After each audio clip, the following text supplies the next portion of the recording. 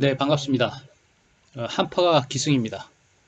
이럴 때일수록 움츠리지 마시고 적극적으로 업무를 하시고 공부도 하시면 도움이 많이 될 거라고 판단이 됩니다. 오늘은 파워 앱스로 입력하는 거에 대해서 좀 설명을 드리려고 합니다. 업체의 수주 관리라는 그 데이터 모델링이 어떻게 되는지를 먼저 보셔야 되겠죠. 이 업체는 이제 그 프로젝트 업체인데요. 일반 양산 업체하고 좀 틀립니다. 좀 복잡해요. 양산업체처럼 생각하시면 안 됩니다. 기준 정보를 먼저 만들어야 되겠죠. 그래서 고객, 그 다음 직원, 법인. 이 업체는 이제 법인이 다른 법인이 몇 개가 더 있는 거죠.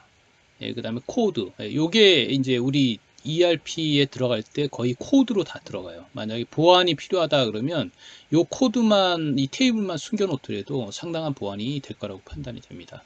그래서 얘 위에 있는 네 가지를 우리는 기준 정보라고 얘기를 하고 있죠. 플러스해서 뭐 달력이라든가 여러 가지가 있을 수가 있겠습니다. 이제 수주가 나오겠죠. 수주라는 이건 행위 테이블이죠. 우리 액션 테이블이라고 얘기를 하는데 이제 기준에 의해서 만들어지는 거죠. 꿍짝꿍짝 하는 겁니다. 고객에 있는 고객 코드가 수주의 커스텀 코드하고 연결이 되죠. 그러니까 하나는 P키고 하나는 폴링키가 되겠죠. 직원도 마찬가지죠. 직원 그 기준 정보에 있는 직원이라는 코드가 그 코드하고 연결이 되고요. 법인 코드가 또 수주에 있는 코드하고 연결이 되고, 그 다음에 이제 코드. 이 코드는 지금은 생각하지 마시고, 이제 조금 있으면 이제 파워 앱스에 들어가면 그 얘기를 많이 할 겁니다. 이렇게 연결이 돼요. 그러면 이 수주 안에는 거의 다 코드로만 이루어져 있죠. 그러니까 우리가 소위 말하는 엑셀처럼 뭐 고객명, 고객명은 여기 있어요. 고객 코드가 이렇게 들어와 있는 거지.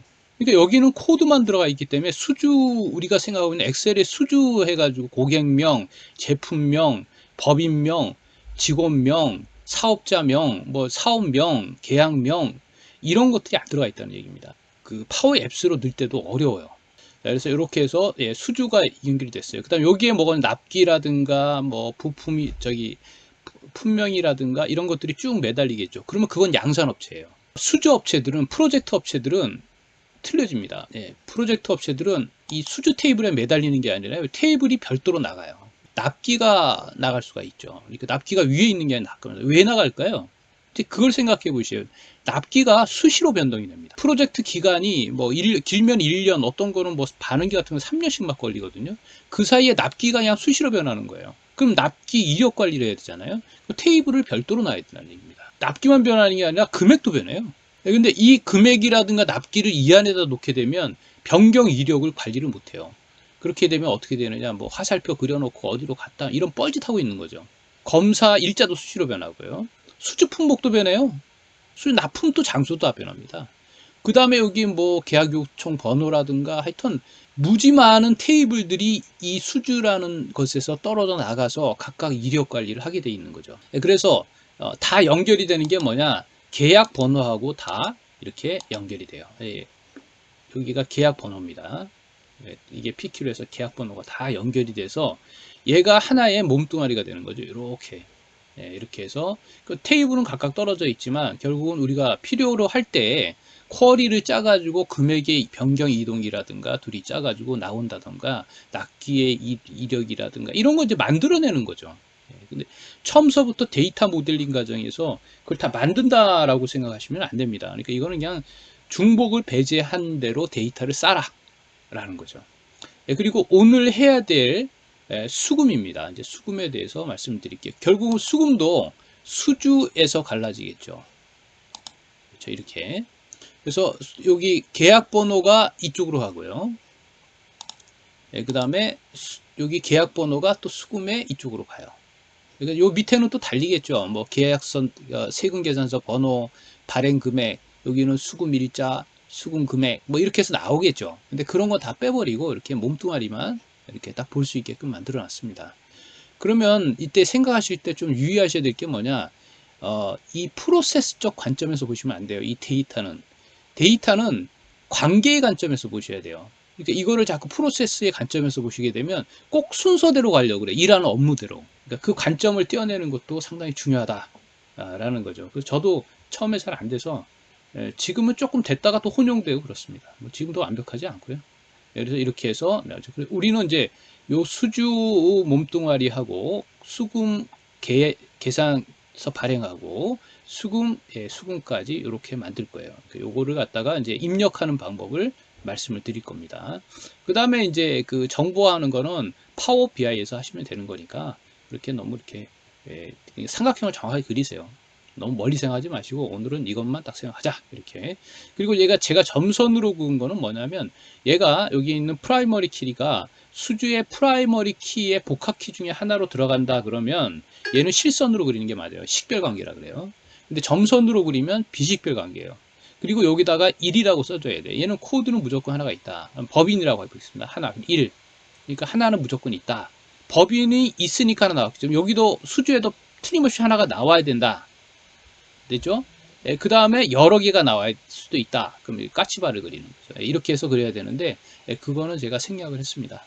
제 유튜브 강의에 그런 내용이 있으니까 한번 보시도록 하십시오. 그러면 우리는 수주하고 수금 계약 세금계산서하고 수금 쪽만 보도록 하겠습니다. 그래서 먼저 구상을 했는데요.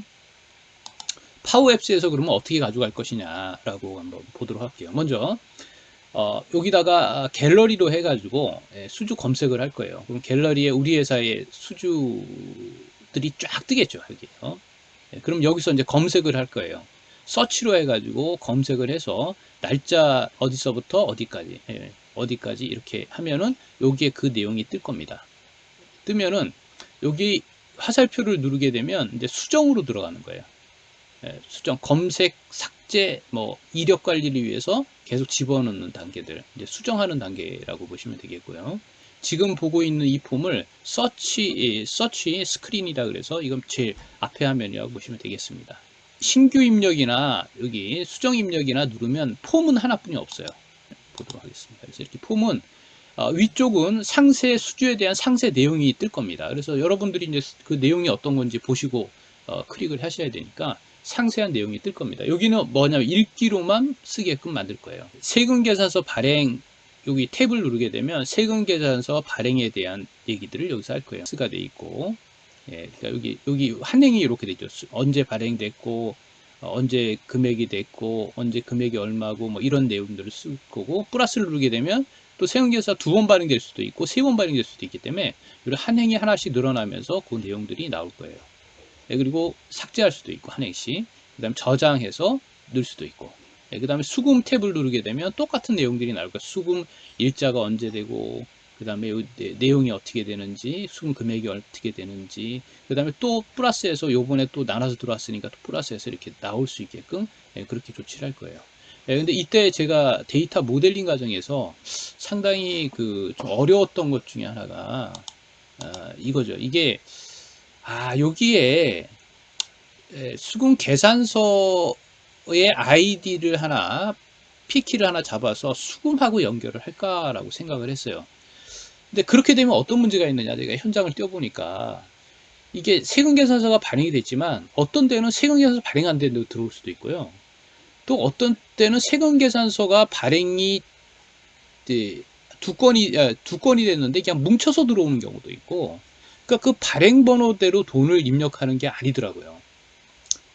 그래서 그냥 금액으로만 합산할 수 있게끔 나중에 그렇게 한번 하려고 마음을 먹었습니다. 자, 이렇게 해서 제가 오늘은 어떻게 입력할 것인가에 대한 파워 앱스에 대한 전체 디자인에 대해서 설명을 드리는 걸로 하도록 하겠습니다.